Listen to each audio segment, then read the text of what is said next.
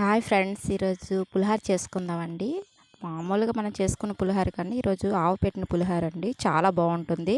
దీన్ని ఈరోజు ఎలా ప్రిపేర్ చేయాలో మనం నేర్చుకుందాం. ముందుగా కుక్కర్ తీసుకొని ఒక గ్లాసు రైస్ వేసుకున్నానండి. దాన్ని బాగా కడుక్కొని మనం ఏ గ్లాస్తో తీసుకున్నామో అదే గ్లాసులో 2 గ్లాసులు వాటర్ వేసాను. కొద్దిగా పసుపు వేసాను. తర్వాత ఒక 3 విజిల్స్ పెట్టుకుందామండి. తర్వాత కుక్కర్ చల్లారాక రైస్ అనేది ఒక ప్లేట్లో వేసుకుందామండి. బాగా చల్లారాలి రైస్ అనేది. కుక్కర్ నుంచి తీసాక మామూలుగా కూడా మనం రైస్ పెట్టుకోవచ్చండి, కుక్కర్లో కాకుండా. బాగా చల్లారనిద్దాం. తర్వాత మిక్సీ బౌల్ తీసుకొని ఒక 4 ఎండుమిర్చి, కొద్దిగా ఆవాలు, కొంచెం సాల్ట్ వేసుకొని మిక్సీ పట్టుకుందామండి.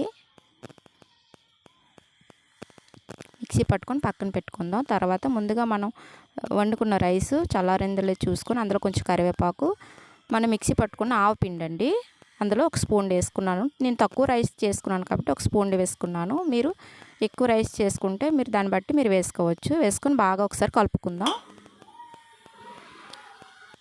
తర్వాత పోపు పెట్టుకుందామండి. ముందుగా కొంచెం శనగ పలుకులు వేసుకుందాం. వేసుకొని ఒకసారి కలుపుకుందామండి. తర్వాత కొంచెం జీడిపప్పు వేసుకుందాం.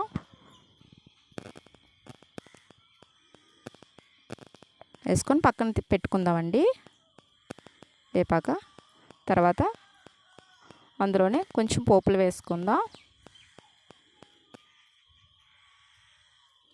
తర్వాత కొద్దిగా పచ్చిమిర్చి అండి, కొద్దిగా ఎండుమిర్చి. నేను తక్కువ వేసుకున్నాను, ఎందుకంటే ఆవపిండిలో ఉంది కదండి కారం అనేది. ఎండుమిర్చి వేసి మిక్సీ పెట్టడం, అందువల్ల నేను తక్కువ వేసుకున్నాను. తర్వాత కొంచెం ఇంగు వేసుకున్నానండి. మీ ఇష్టం నచ్చితే వేసుకోవచ్చు, లేకపోతే లేదు. తర్వాత కొద్దిగా కరివేపాకు వేసుకొని ఒకసారి బాగా కలుపుకుందామండి. తర్వాత చింతపండు పులుసు అండి, చూడండి, అందులో వేసుకొని కొంచెం సాల్ట్ వేసుకుందాం. బాగా కలుపుకుందామండి. పులుసు అనేది బాగా మరగాలి. సాల్ట్ నేను ముందు ఆవపిండిలో కూడా వేసాను, దాన్ని బట్టి చూసి మీరు వేసుకోండి. పులుసు అనేది బాగా మరగాలి. చూడండి, బాగా మరిగింది. ఆయిల్ అనేది సపరేట్ అవుతుంది. ఆ టైంలో మనం ఆఫ్ చేసుకుందాం స్టవ్. తర్వాత రైస్లో ఆ పోపుని మొత్తం వేసుకుందామండి. వేసుకొని బాగా కలుపుకుందాం. ఈ వీడియో చివరి వరకు చూడండి. నచ్చితే లైక్ చేయండి, షేర్ చేయండి, సబ్స్క్రైబ్ చేయండి ఫ్రెండ్స్. తర్వాత మనం ముందుగా పెట్టుకున్న శనగ పలుకులు, జీడిపప్పు వేసుకుందామండి.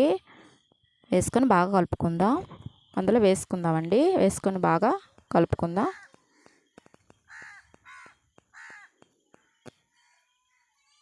ఈ టైంలో మనకు సాల్ట్ అయితే సరిపోయిందో లేదో ఒకసారి చూసుకుందామండి. చాలా బాగుంటుందండి, చాలా డిఫరెంట్ టేస్ట్ ఉంటుంది. రెగ్యులర్గా చేసుకునే పులిహోర కన్నా ఇది చాలా బాగుంటుంది. మీరు ఒకసారి ట్రై చేయండి. అంతేనండి, ఆవు పెట్టిన పులిహోర రెడీ అండి. ఒకసారి మీరు ట్రై చేయండి. థ్యాంక్ యూ అండి. ఈ వీడియో చూసిన వాళ్ళందరికీ థ్యాంక్ యూ సో మచ్.